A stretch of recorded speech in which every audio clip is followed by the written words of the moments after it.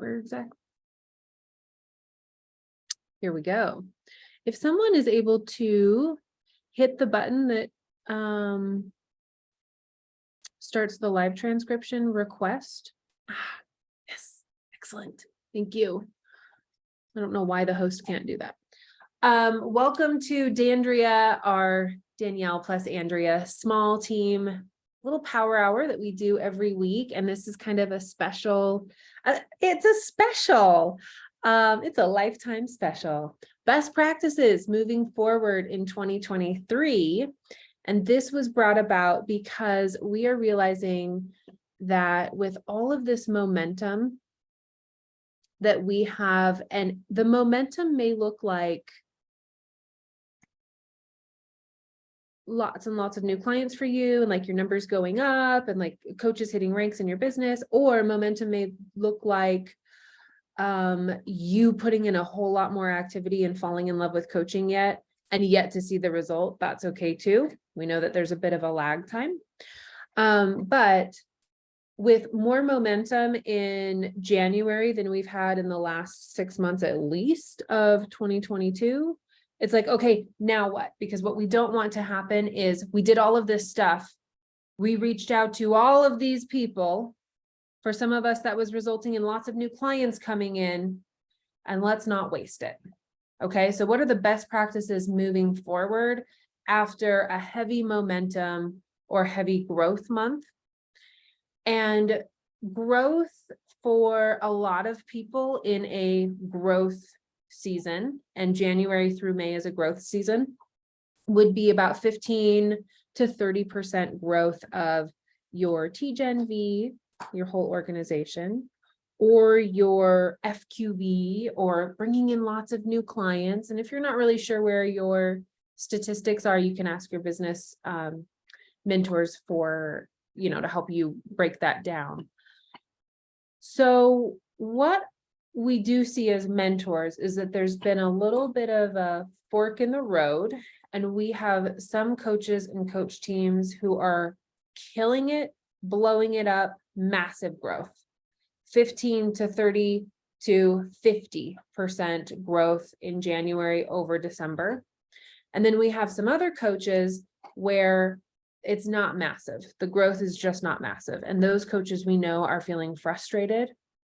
And one of the things that we can explore is diagnosing why, if you expected to have growth in January, why maybe that was not the case.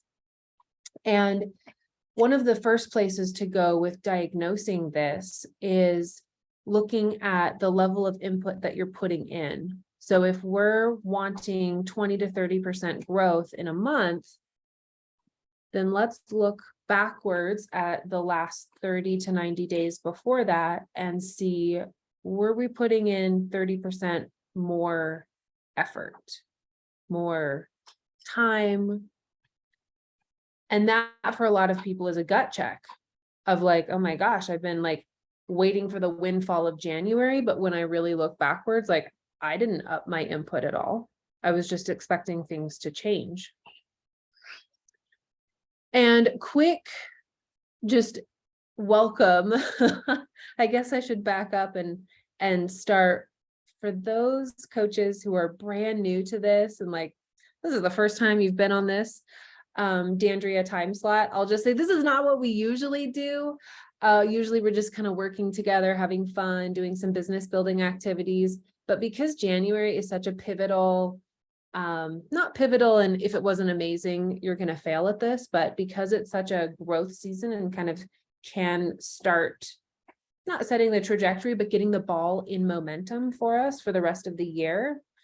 That's why we're just going to have some real direct talk where I'm going to help you guys take what you had in January and take it to where you want to go next. And so for any brand new coaches who are watching this, who are here or watching it on recording, one of the things that we love about coaching is that it's a choose your own adventure. A lot of people start this with just the goal to stay accountable in health or help other people through it, or have a little bit of, financial impact, taking the cost of their program down, or just a little bit of wiggle room in their family budget.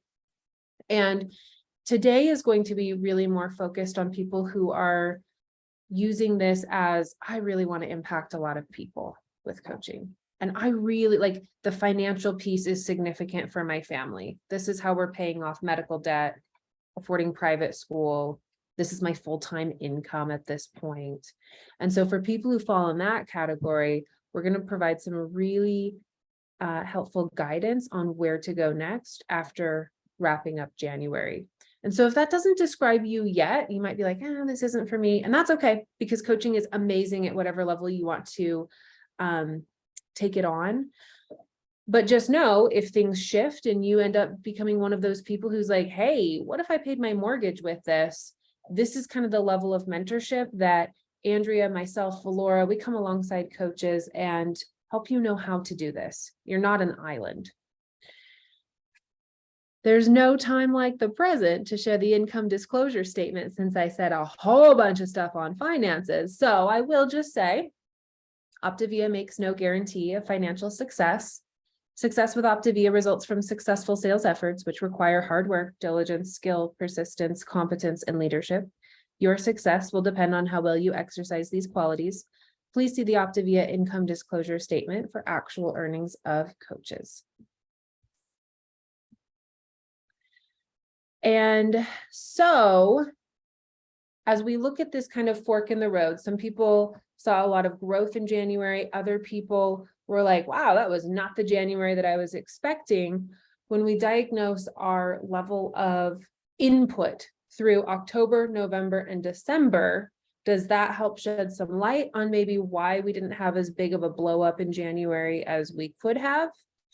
The other thing to look at in diagnosing why maybe you didn't grow as much as you were hoping or expecting would be where you're at in this business as far as years in, and how much new growth in your sphere of influence that you're working with, your potential client batch, and how stale is that?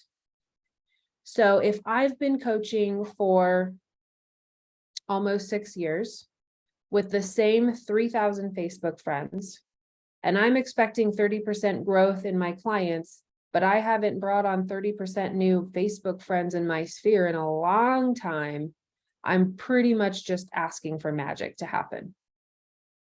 So growing your sphere of new friends, and you guys know I did a massive clean out, and then I've been working to connect with new people that are in similar, interests, walks of life as me. So expanding your sphere is going to be another point of diagnosis for you if you've been in this business for multiple years. Okay. So some people are, in the first 6-12 months of coaching. Others of us who have been in this for years, we can kind of sit with the same old standard people, and insanity is doing the same thing over and over and expecting a different result. So let's not do the same thing over and over and over and expect the same result. And if people are feeling frustrated because they didn't have the growth that they wanted, this is the wake-up call of what you've done up to January is not giving you the result you want. We need to change what we're doing. Don't just expect something different to happen. So your sphere and friends, your level of input, right? So how much time you're putting into this. And then your own health journey comes up again and again and again, every single time when I'm talking with leaders about what's the secret magic between these people who just blow it up and they hit executive director, they're blowing it up and they're hitting FIBC. And all leaders agree that when they look at the coaches doing that, they have recommitted to their health in one way, shape, or form, and they're very verbal about sharing that on social media, and that's what's bringing people in. And you may have done 5 and 1 2 years ago and lost your weight. Well, it's time to set a new goal, as Dr. A would say, and to bring Facebook, your potentials, right? Your whole sphere along with you. So one of the things that I'm doing to just kind of be new and fresh is every morning I read a little bit out of the Habits of Health, and I see if there's any topic that I come across that I could Google search, find an infographic and then put that up on Facebook. I'm not just Danielle who posts, quote, recipe before and after kid photo, quote, recipe before and after photo of the dog. I mean, at a certain point, if it's been years of doing that, we have to switch it up a little bit. Okay. So an example of that and kind of putting a new spice into your social media is bringing in other ways of branding health, your own transformation, where you're at in health, bringing in other people's transformations, but also providing some information, being a force for good on social media. How can you provide helpful information for people? So every morning as I'm reading The Habits of Health, I've come across these different topics, things like whole grains versus refined grains. So I just searched some infographics and I put them up in my Facebook stories. If you're brand new to this, just getting used to branding, we're going to teach you how to crawl before you walk, before you run. But for those of you who are sitting in that, I'm stagnant, I'm a little frustrated, I need to change things up. Maybe it's just been 4 years of doing the same thing and it's time to evolve a little bit. Here's an example of, I just love cheese, right?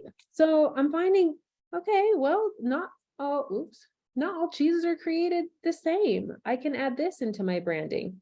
Wherever you're at with your own health journey, if it's reading The Habits of Health, if it's walking for 20 minutes a day, if it's focusing on hydration, put that into your branding and bring people into that world so that you, as someone who promotes health, is front and center in your branding. Okay. Also with diagnosing, I kind of merged those two. I was talking about your own health journey, that leaders who see people be really successful in bringing in new clients, they are really on target in their own health and their branding on it. But then I also started talking about switching it up on branding. Those are kind of two different areas to diagnose. Where are you at in health and where's your branding and how stale might it be? Are your friends list stale? Some of us are just sitting in stale pantries and I've been there. Like everything in there is moldy and crusty and old. So do we need fresh people in your friends list? Do we need a fresh approach? Not changing the system, but do we need to reinvigorate what's going on in Facebook? Okay, so for those of us who are a little stagnant, and again, this is a reach out to your business coach and see where maybe things need to shift if you didn't see the growth in January that you were expecting. Because a lot of people who have been evolving, living their health journey out loud, they did see 15 to 30 to even 50 or 60% growth with their FQV. And a lot of that was new client acquisition. And new client acquisition is the lifeblood of our businesses. Don't fool thyself thinking that your steadily high FQV is the reason that you'll hit whatever rank if those people have been in maintenance for 2 years and you just have a lot of maintenance orders. We are always looking for new clients coming in. Okay, so where to go next? For those of you where January was either for yourself a huge increase in new clients or restarting clients and your FQV went up, and you're like, yes, we've been waiting for this. Well, we're super excited because truth be told, 2022 was not excellent for most people. Can we say that? Nod, blink, wave your hand if 2022 was not excellent. And what we know through seasons and cycles of businesses, coaching and, any business really, is that when things are easy, it allows a lot of sloppiness to just skate by. And I've been through this with my own business, where if the clients just seem to fall in my lap, it's like, I'm going to kind of half-heartedly do this.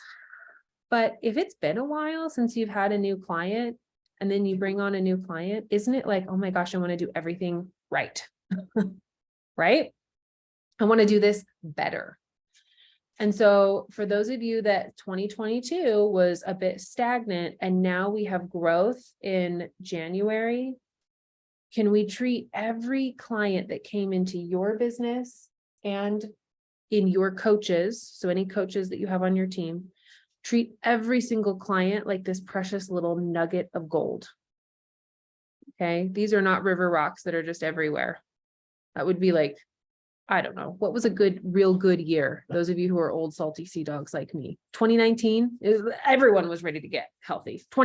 The beginning of 2020, right? It was just like, oh, you just blink and sneeze and you have a client.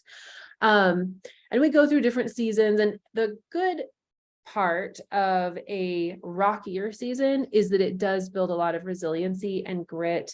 And we have to have good technique because our sloppiness isn't going to get it done. So harder seasons build really, really strong habits for us. It helps us get out of our own way. We become better coaches. We become better mentors. Okay. So we've had all these clients. So again, choose your own adventure. Maybe January was not excellent and you are going to focus on diagnosing why was that the case if you don't want it to be the case, and where can you shift. But if you're in this camp of either you or your coaches, and it's okay to be sitting in a place of, okay, mine was kind of sloppy, but boy, I have these coaches on fire and my organization is growing. We're going to treat every new client like they are this little precious nugget of gold, and we want to make sure that they're getting treated as such. And from a business strategy point, will you put her in her crate if you're leaving me? Don't leave me with the dog out.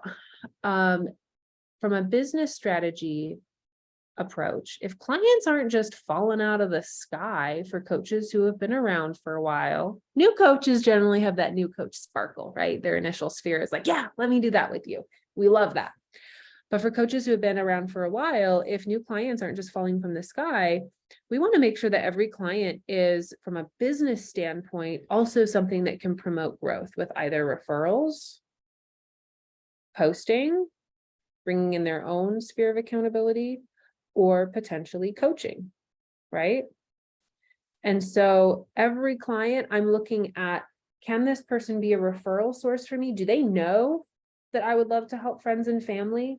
I can't tell you how many, this shows you how sloppy I have been in various seasons. I can't tell you how many clients will text me saying, hey, my friend really wants to do this, and I don't know if you are, like, if you'd be open for another client, or if like your client load is full, or are you like on a wait list? I don't want to bother you.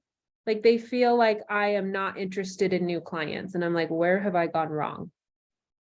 So one of the areas of focus for myself in this year is really a refresh and a refalling in love with coaching for me. 2022 was a bit of like a coast.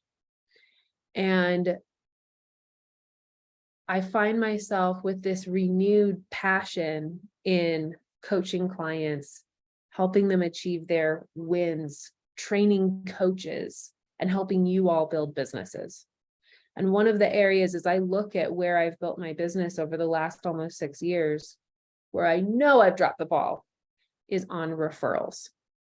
So as we talk about best practices for 2023, and we look at every client as this is a gold nugget, we want them to stay on plan and to get to their goal first and foremost. And they may be tucked under a coach on your team who is not super invested in that happening. Does anyone have any coach teams like that? Where it's like that person may have signed up and the coach is like, oh, great, I'm going to get paid for that. And you're like, but do you call them, or do they have the charts? Do they know about the Tuesday calls?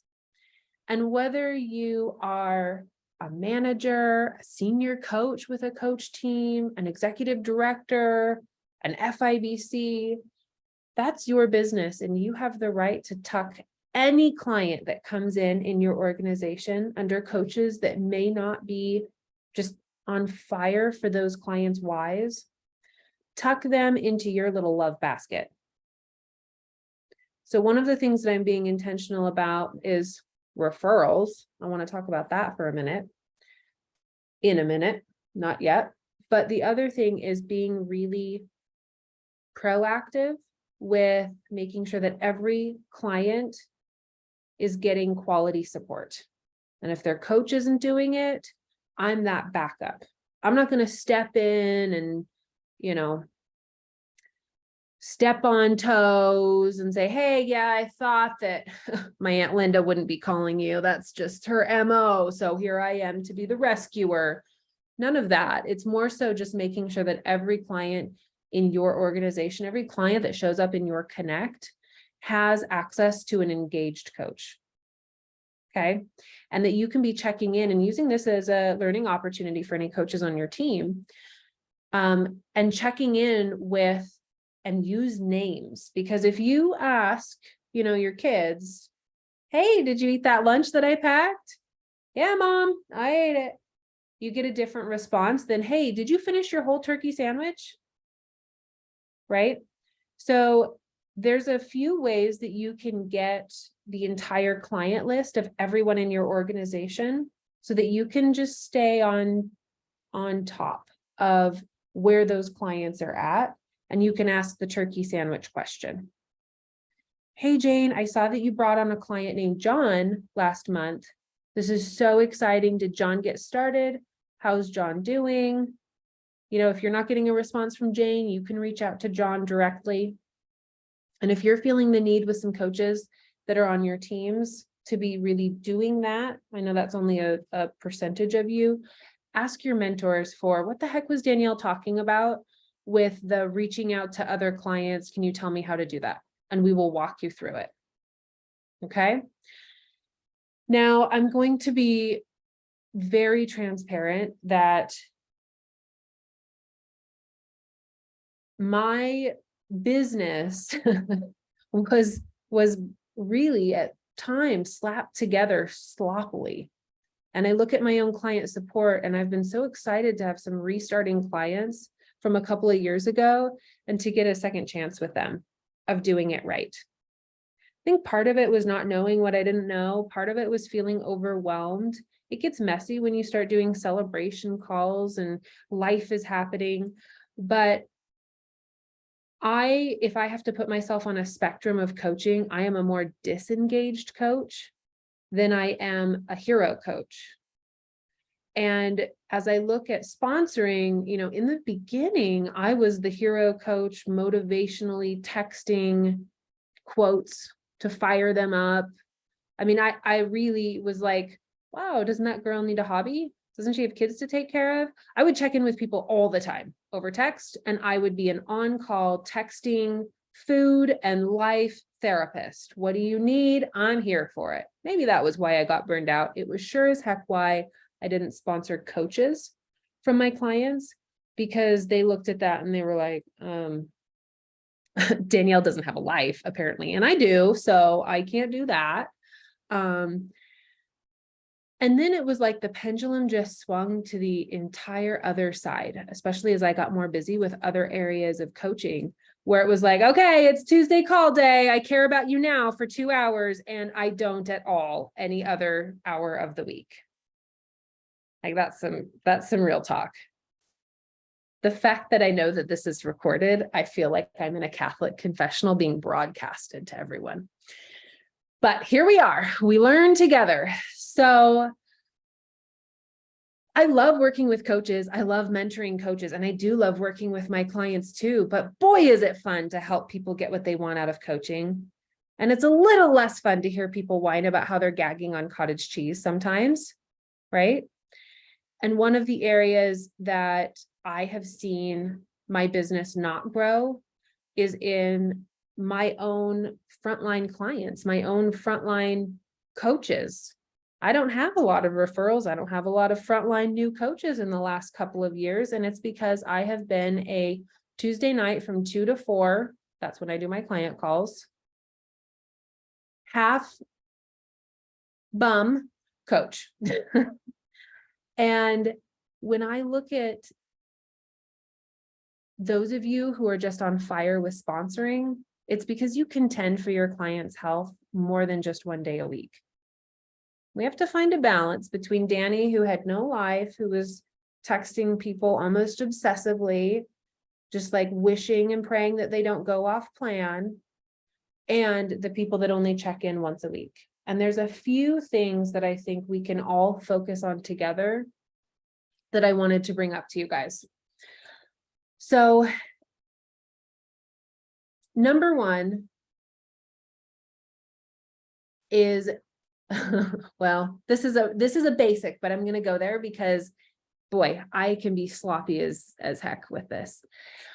I have had a hard time in the past making sure I get my check-in calls in day 1 through 4.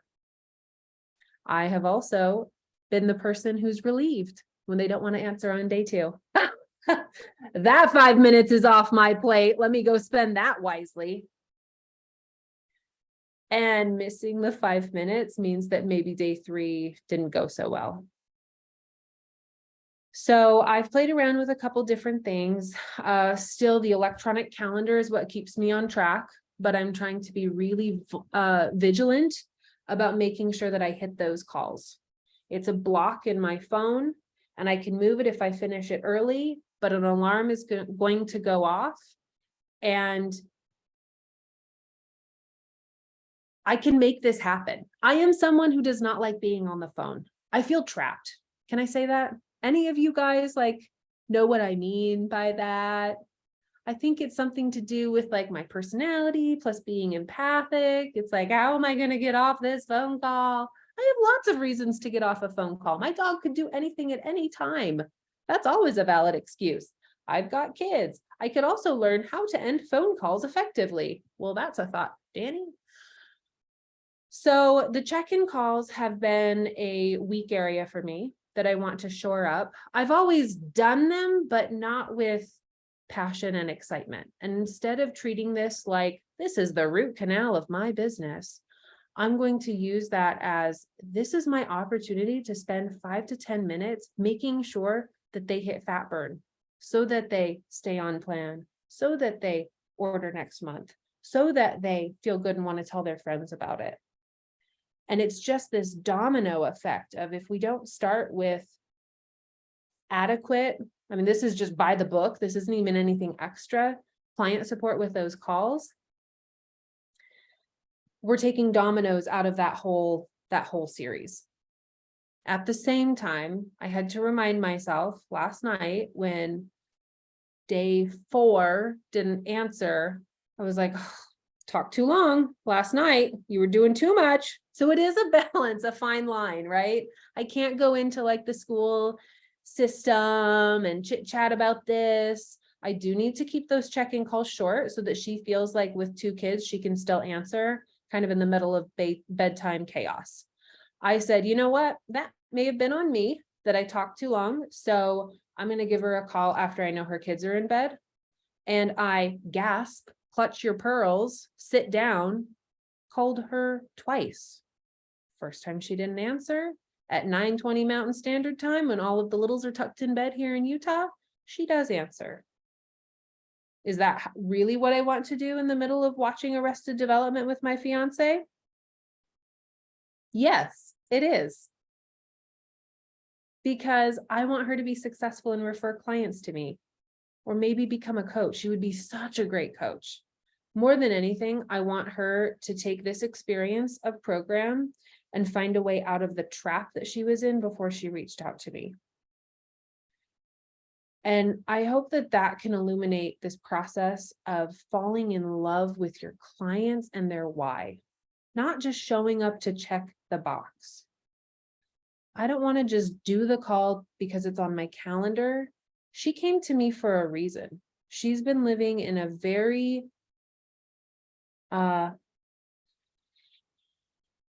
unpleasant trap with living a keto lifestyle and then binging. So it's been like keto binge, keto binge, keto binge.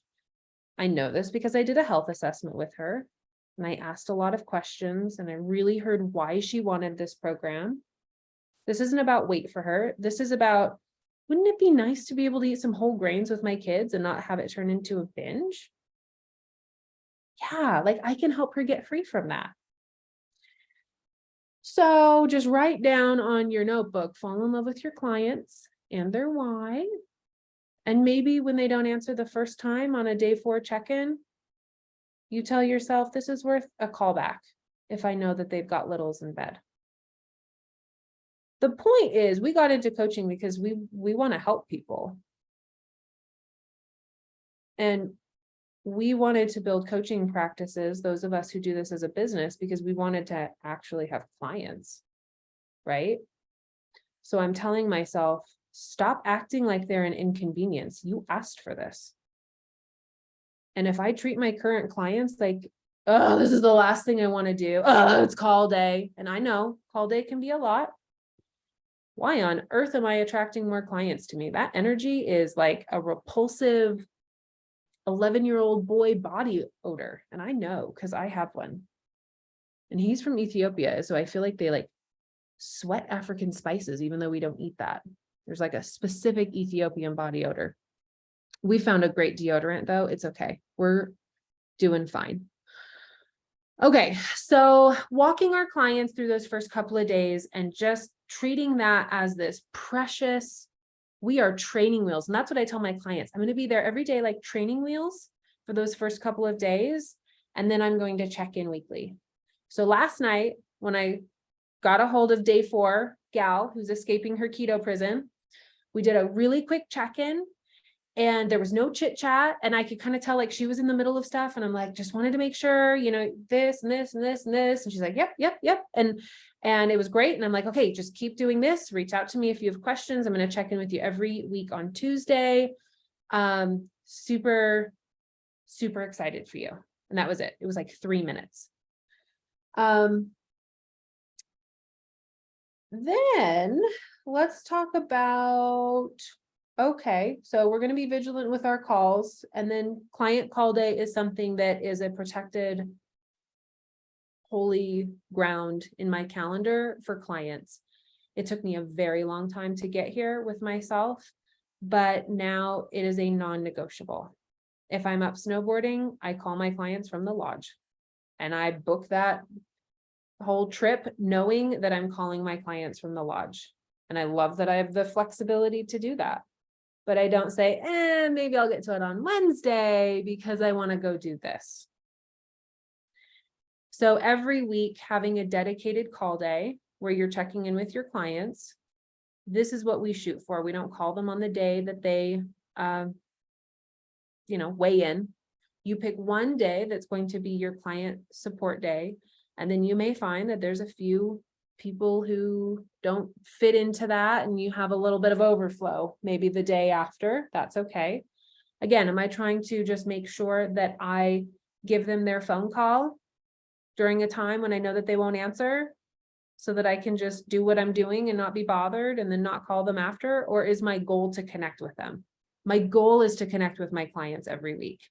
And if I have a client in his or her first 2 months probably of program, I will call them the day after my call day if they don't answer.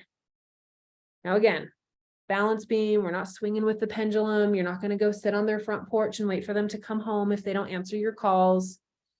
But it's okay to give a little extra nugget of, they didn't answer my call, so I'm going to send them a text. And if you have a relationship with a client where you can kind of joke around with them a bit, sometimes my texts are, hey there, it's been like 3 weeks and you're probably just over there kicking butt, but I just need a proof of life. Tell me that you are alive. And sometimes that starts the conversation. So when a client doesn't answer on their call day, the first thing I'm looking at is, am I realistically calling them at an absurd hour?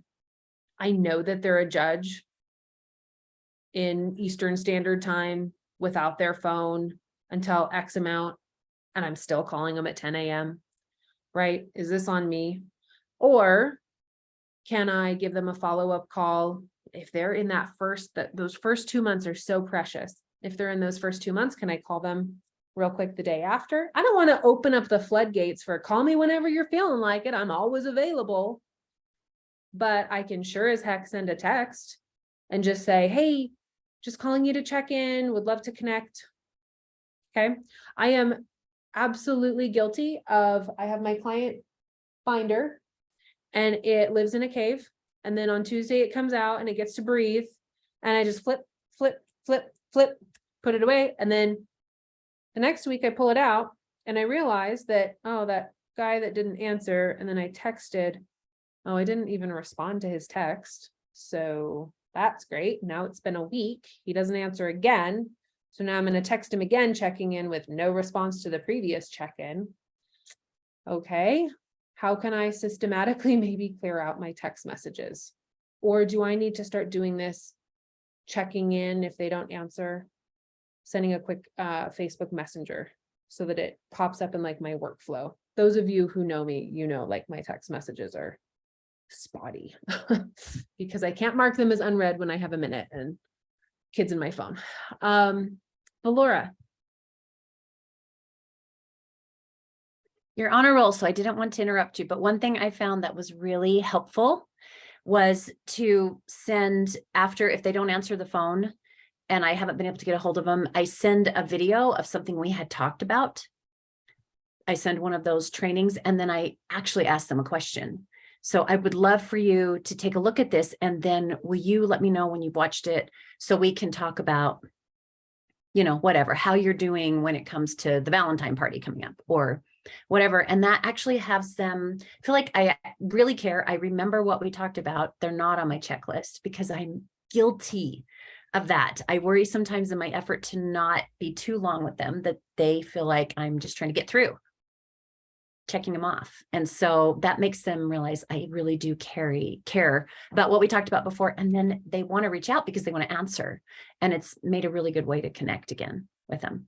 And those are the ones who say, oh, you're such a good coach. And I'm like, I didn't do what I felt like I should have probably done. So I'm glad that that worked. So If you're tagging a client on a video, that takes 2 seconds, right? That's not something that's not duplicable. I won't have a client go, oh, well, Danielle tagged me on a video twice. I don't have time for that. I could never do that to my friend. Bull crap. We tag our friends and stuff on social media all the time. Anyone can do that. So Karen, to answer your question in the chat about how to copy and send videos, my go-to is to tag them in like either the recording or one of the live streams, but there is also a way to have the video inventory. I'm going to just drop that in the chat. You guys can save this if you ever need to go back to. Okay, forget it. I can't do 2 things at once. Can someone grab me the Morris Tribe TNT recording website? Thank you. Thank you. Thank you. While we're on the topic of videos, when I first started coaching, I had little kids, and boy, if you have little kids, like you have kids, right? If you don't have kids, you don't understand. I have kids, right? I can't just put my kid in a crate and hop on a Tuesday night call. So not going to be there. And that was how I did coaching for my first probably 6 to 9 months, is never attending a Tuesday night until Jen sent me a text and said, hey, I want to invite you to tune in to Tuesday. And I'm like, oh, what's happening on Tuesday? Oh, personal invite. I feel like I have to go. It's like a birthday party. And then I went and I was like, whoa, this is great. Now, since coaching coaches, if what you do is duplicated. If I don't show up, my coaches don't show up. So I show up to Tuesday, sometimes like, oh, there's so much to do because I have so many kids.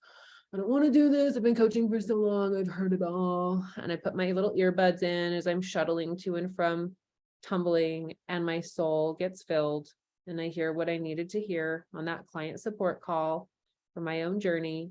And I think of 3 people that need to hear this too.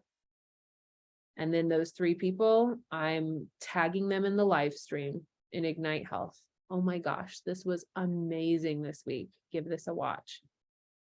So my day 4 keto prison gal, I had tagged her on the recording. When I went to check in with her on day 3, She was like, oh yeah, I'm watching that thing that you tagged me on. I'm like, oh, this is great. Oh, I love it. It was perfect because, well, maybe you don't know. Those of you who don't know, this last Tuesday, the topic was what I wish I had known when I started. So it's perfect for restarting clients and new clients. I've been surprised by how, people are different from me. So there's a lesson. I am kind of an independent person. I don't need a whole lot of rah and motivation. So I thought maybe that's wrong, but I'm surprised by how many people need that client support call. It's like CPR once a week. That plus a check-in call makes a big difference in their journey. And so one of the things that I'm just recommitting to this season is being more proactive in encouraging. Now, it's become a part of my, check-in script. Oh, it's Tuesday night. Are you going to blah, blah, blah, blah, blah? No, that's fine. If you haven't done that, do that. That's step one. But I'm going to take it an extra step. I'm going to tag them in the live stream. I'm going to make sure that I have that graphic saved on my phone, text them a little reminder 10 minutes before. I can have an alarm go off on my phone, and it's texting my clients who are 60 days or less. Remember, that's that precious window of getting people into a good flight pattern. Text them, hey, the call is on in 10 minutes. I had someone who was a new client, hasn't even gotten her box. Every Tuesday, I drive to this choir practice. I'm carpooling. I can't watch the call. I'm like, no problem. It's live. Well, she texts me out of the blue. Hey, I don't have my carpool. It's just me. Can you send me the link? I'm like, yeah. And then, true story, I had kids. I have so many kids. I wasn't going to be on. I was going to watch the recording. And I'm like, dang it. New client hasn't even got her box, is on. I better listen in with an ear pod while doing life. And it was phenomenal. So one area of focus as we really take these clients and treat them as gold nuggets is making sure that our client support is, dare I say it, more than just a weekly check-in. It's loving their journey, holding their why, bringing them into the community, into the Tuesday night calls, going the extra mile in a way that's duplicable, not constant availability. Yeah, and like Karen says, I do look at which of my mentors are on the calls and who of my clients are on the calls. So, we all do. We all kind of scan the participants and take note of like, who shows up for these. And then we want to make sure that we're doing celebration calls. And there are so many trainings on celebration calls, how to do them, how to set them up, why we do them. You do this with your FIBC. If you don't know who that is, ask in your business thread. This is bringing in that extra layer of support for your client. They're going to hear a different perspective. I'm not even going to say more than that about celebration calls, other than at week 1 and week 5, or their month 1. Week 1, month 1, we set up these celebration calls. And if you are thinking, gosh, January wasn't as great as I thought it would be, another gut check would be, did I set up a celebration call with every single one of my clients who's not Aunt Linda, who's not on social media, who's just kind of hacking her way through the program? Because that's that window of teaching your clients to refer clients, teaching your clients, talking about posting, talking about coaching.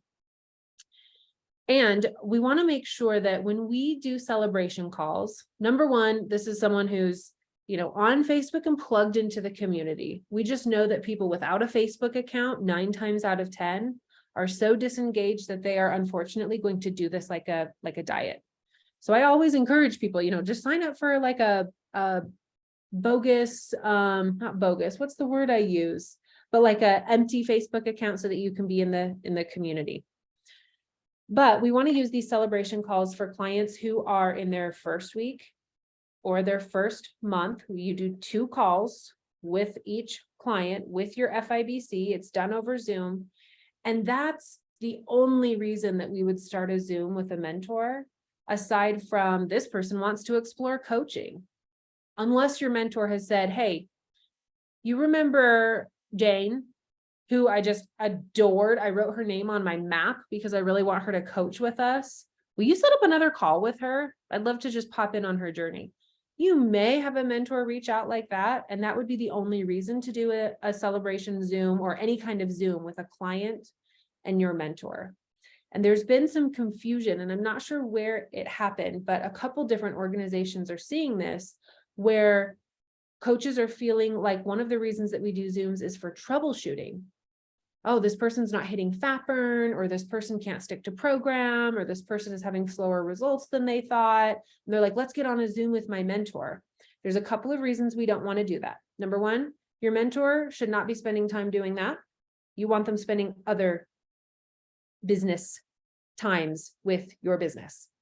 Number two, if someone needs some troubleshooting, we want that to be like this, right? If you have to wait to schedule a Zoom with 3 different people's schedules, that's agonizing. They're having stomach distress. They're not losing weight. They're not in fat burn. It's going to take 4 days to hop on a Zoom with your mentor if you're lucky. No, this can be something that if you really don't know where to go with them, maybe it is a 3-way message with your mentor, or maybe it's just all handled in your business thread. And one of the things that we can be better at as coaches is learning how to troubleshoot our own clients' fat burn, weight loss, etc. So if you have a client that you're like, this person needs some troubleshooting, now's the time to learn on the job training. Hey, in your business thread, how do you troubleshoot fat burn? And we can walk you through that. Okay. The point of a celebration call is absolutely not to try to convince someone to stay on program. Now, you may bring someone to a celebration call that's not loving life, and that's okay. We can play around with that. I know I've had some interesting ones with you all, and we're finding the positive in their journey. They're still on plan. They're doing it for some reason. Your FIBC can dive into that why. But this isn't, oh, Jane wants to quit, so let's do a celebration call and let's see if we can relight her pilot light. That's not a good use of celebration calls. So with client support, focusing on our structure, using our calendar, setting up our calls, our celebration calls with a mentor, and also that little bit of extra love of let's make sure we're connecting one way or another once a week, whenever possible, especially in the first 2 months of someone's program. It is a little different if you have someone who has been on and off program for 1.5 years. That's not what I'm talking about. This is, they may just need a little bit of the pressure cooker of life to kind of figure out what they're doing this for. And you can consistently and lovingly check in with them every week. But it's really specifically those clients who are in their first 60 days of this program that we want to make sure that they have everything they need to be successful. Does that make sense? That kind of distinction between, and there's just some people that you're just like, they're just going to do it their way. Danielle, can I pop in? Yeah, please. One other thing I think that has become really helpful that I just relearned again this last week that was brought back to me is that when they are reaching back out and stuff, or when they're saying, how much of this, or what about this, or I'm having trouble with this, to use all of those other, as the coach, use those other things to guide them. So, well, have you had a chance to get on the page and ask about it? I had a guy who was stuck without his fuelings due to the airline things. And I was trying to come up with, okay, what do we do? What do we do here? You can do a, 3 and 3, we got to, and then he said, I put it on Ignite. And I'm like, why didn't I think to say that first? Please go to Ignite. And so I think that that's one of the things as great coaches we can do in our coach help is to actually guide them to that more often too. And so that's another way to connect with them is guide them to that page, because that is really helpful. There's so much wisdom in having people, teaching people where to go to find their resource and not just being the encyclopedia. Being the encyclopedia of program is what makes people not want to coach because they think, I don't want to retain all that information. So helping them know, hey, post in the group. I was just on a celebration call with one of you. I can't even remember yesterday where someone said that they posted, maybe it was you, Laura. They posted in the group and like instantaneously, and they were like, oh my gosh, the community, the fact that everyone wanted to help. And it was just like goosebumps. And I'm like, I know, we're so great. It's such a lovely, lovely thing that we have here. And if I'm just giving my client the quick answer off the top of my head, they miss that. The other thing that happens when they go to the client support group, as you're saying, oh, go search salad dressings or go ask people what their favorite, brand of ranch that fits with the program is. And they're in that group getting community support. They're also going to be seeing, oh yeah, there's a recipe I want to try. Oh, I forgot that all the recipes are in here. And oh my gosh, look at that transformation. And like, oh, look at the kids that are eating healthy. It fills their cup. They don't just get an answer. They get remotivated, reinvigorated, and their cup filled. Okay. Now we do have a lot of people, Lisa's asking in the chat. I've seen a lot of people on the page that will answer with, you need to ask your coach. There's a couple of reasons why we are going to say that to people sometimes. Number one, if you know the answer, go ahead and answer. If you think you know the answer, don't answer. And make sure that it's clear that you know what program someone's on. And that's one of the reasons of like, ask your coach is if someone is in there asking, hey, how many condiments can I have a day? And you say 3, but they're on a 4 and 2 and they get 6. Right now, that should be a pretty easy answer. We should all be able to answer that in the client support group. You get 3 condiments on 5 and 1. You get 3 condiments per lean and green on 4 and 2. That was news to me about a year ago, by the way. I was real thrilled that you get more condiments on the 4 and 2. So that's one of the reasons that we'll have people reach out to their coach. But I do think that there is room for us to do a better job of adding value. If you know the answer, go ahead and put the answer in. If it's a medical question, we may be guiding them back to their coach directly. Oh, does anyone need a break? A breather? Should we dance? Are we still? I feel bad for anyone new that came today. They're like, never mind. I don't want to do this. No, this is higher level training for people that, for some of us, this is our bread and butter. And it's good for you to know that there is this level of, direct mentorship for people who are in that boat. So another massive area, as I just continue my Catholic confessional here, wasn't raised Catholic, but I understand the big picture. Areas that Danielle has sucked as a health coach would be referrals. And it's crazy how you'll talk to other leaders and they talk about really building a strong referral business. And you're just like, wow, that's amazing. It's like using a crock pot to cook stuff all day long and then watching your friend cook something in an Instant Pot and having the whole dang dinner done just like that. And so I have sat on the outside and watched as people have really used direct words in talking about referrals and made that really at the forefront of their business, and how incredible it's been for growing their business, bringing in new clients, but also what it does for their own clients who are referring. So here's one of the things that has happened. I have one of those people who like never wants to coach, right? They're still saying that. It's been like 3 years and she has referred 5 or 6 clients to me through the years. And not on my part, I can not take any credit for that. She just was like, hey, I have a friend. And then I was like, oh, great. Yeah. And I do this like referral credit thing. And I sounded like a total idiot and none of it was fluid at all. But we stumbled through it and I gave her a referral credit for a friend back in the day. And so now every time someone has noticed her walking transformation, she's like, oh yeah, you should talk to my coach about it. Because she knows she's going to get a $25 off and she's been on plan like in some sort of maintenance because she likes it. for years. So she's always down for a $25 referral credit. It works fantastically well. And here's the thing, when she needs a tune-up, this is what she does. And when her friends are, getting healthy, it reinvigorates her. She's got family members being coached by me now.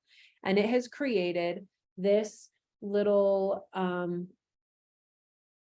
micro, what's that called? Like a micro environment. There we go.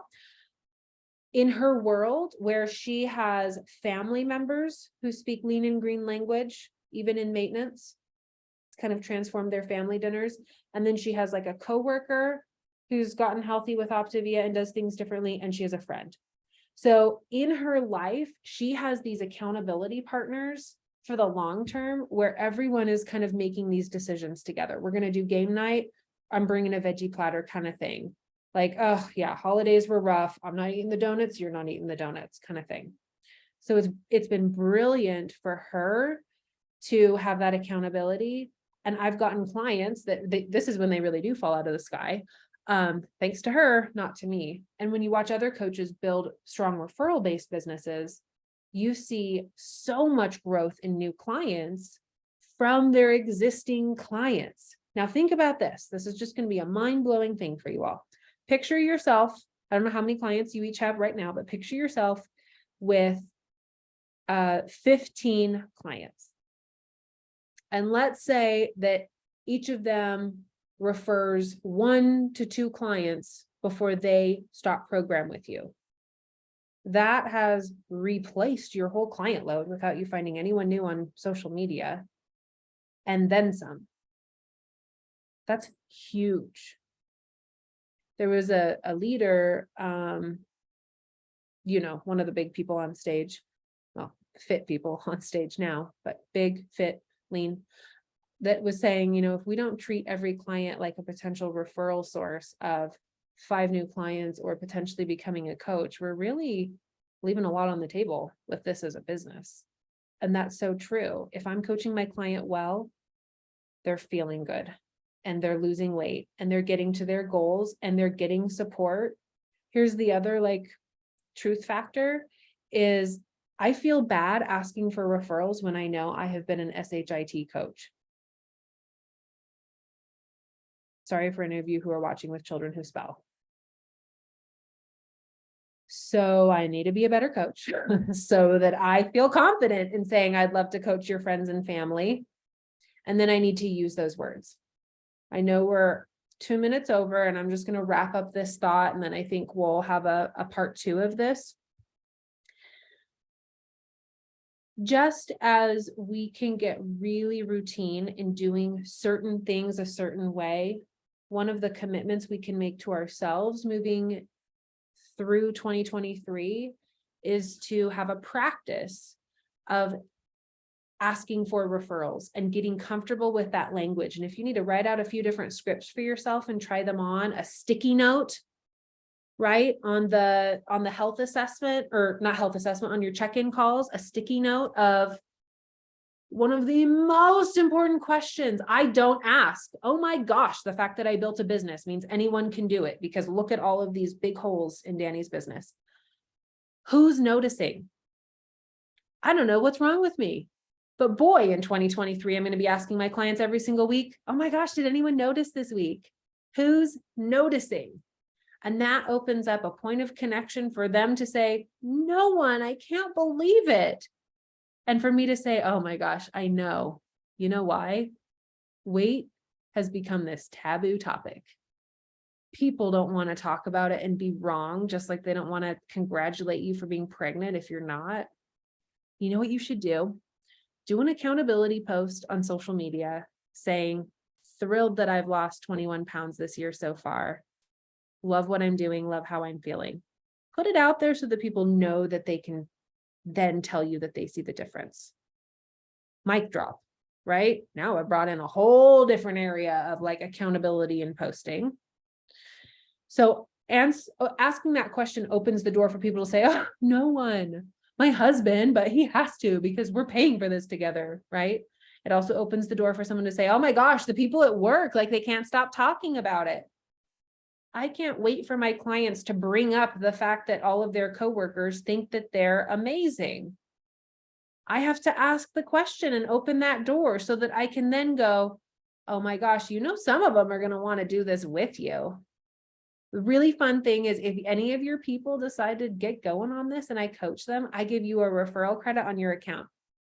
Also, we could coach them together. You could get paid for it. They're probably going to ask you all the questions anyway. But basically, I've been up here damming the floodgates by not asking that question, who's noticing, by not talking about referrals, there's another dam, and also by sometimes being an SHIT coach so that I don't feel confident asking them for referrals. And is it any wonder that 2022 was a trickle for my own frontline business? I mean, we're lucky we're not in like an all-out drought. My gosh. So now looking forward into 2023, I'm pumped and I don't know what I need to do as far as like printing out sticky notes. Maybe I need to make something colorful for my wall. Who's noticing? I'd love to offer referral credits for any family or friends who come on plan. Tuesday night calls and texting them. We're just going to loop in this full, this is a full frontal coaching approach. We are going at this on all sides. We're going to bring them into this and then build strong referral-based businesses. This January, for those of you that were putting in all of the work and you had the outcome that you were hoping for, let's not waste it now, because the big impetus for this training was we had so much momentum in a lot of your guys' teams until the very last minute. I was not asleep until after 11 p.m. last day of the month. All of this excitement. We were getting creative. We were contending for people's whys. Coaches were hitting senior coach. And then it's like February and everyone wakes up slightly hungover. And then we go back to being real mediocre coaches and just letting those new clients sometimes come to celebration calls, sometimes not. Depends on what I'm feeling. And it's fine if people want to run a business that way. No, it's fine if people want to run a hobby that way. And this is a phenomenal hobby to surround yourself with for your accountability. But for people who run it like a business, real talk to myself, 2022 didn't run it like a business. I don't know what I ran it like. It ran me. It was just kind of showing up when I felt good. Aileen? Can I add something that I've been trying lately that people have been responding to really well? I'm going to be really fast. I know we're over, but I noticed that I was slacking with referrals also. Although I have pretty amazing clients that just love to refer and not coach partner. But one of the things that I started doing towards the middle of January and really paid off at the end of January with the promotion is right after their first week, when they're still on that high of, oh my gosh, I can't believe I feel so good and I melted away and all the things. Whether or not we've done a celebration call, I send them a little voice text a couple days after week 1 check-in and just say something super quick. I don't even know, like, hey, you were on my heart today. I'm still reeling over, how great you did week 1. I'm so glad you're feeling so good, blah, blah, blah, blah, blah. And then I send them a little referral plug, just so you know, and it's a voice text. And I say something like, I didn't want to call you for this, but I do want to, I did want to let you know that I send, I do referral credits, yada, yada, yada. And I literally just modified the referral verbiage in the system. Mm-hmm. And then sent them a little voice text phone call. And I've gotten tons of people reply positively, like, oh my gosh, totally. And I know that they're listening to it. Because I feel like by the time I remember at month 1, some of the high of how good they're feeling has started to go down. They don't remember that they felt crappy. They don't remember how good they felt. And then if I hadn't done it yet after a celebration call, I just piggyback on the celebration call.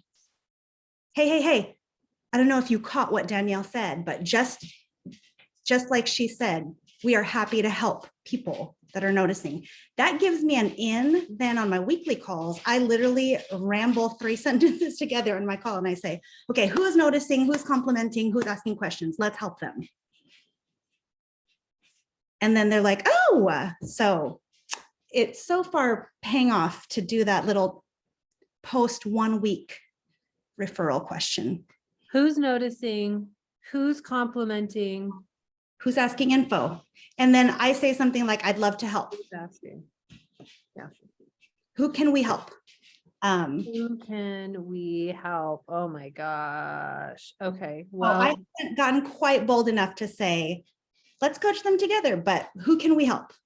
yeah. Yes. Yeah. Oh, my sister. So We're just opening that door. that's a test, but so far so good.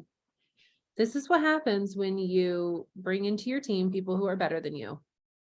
Okay. It's lovely. I can just retire and Aileen can run the ship for me, as many of my leaders can. Absolutely brilliant. Don't worry, I'm not retiring. I would love for us to incorporate that into a power hour activity that we work on together. And I know a lot of people can't attend our Dandrea at this time.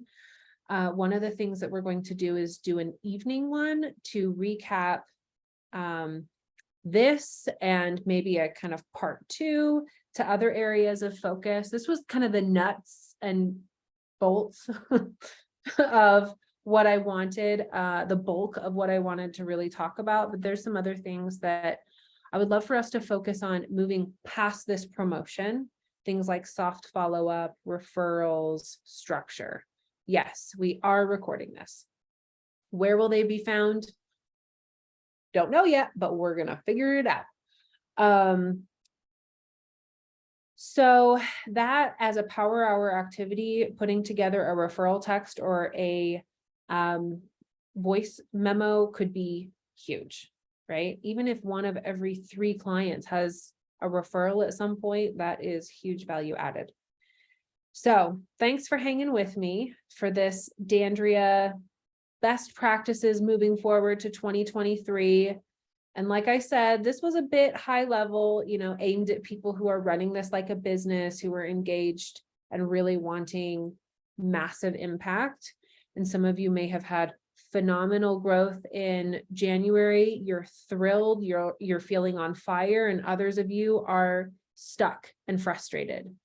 And like I talked about in the beginning, that's where we go into diagnosis mode and we can start to reverse engineer the outcome that we want. So go back and watch the beginning of this if you are in the stuck category, and we can pick out maybe some areas that will help you shift, shimmy, shake, get some momentum in your business. Okay. February is going to be great. And remember, all the way through May, this is our growth season. So momentum is just doubled and tripled during this time. This is our busy season. So this is growing the year right now.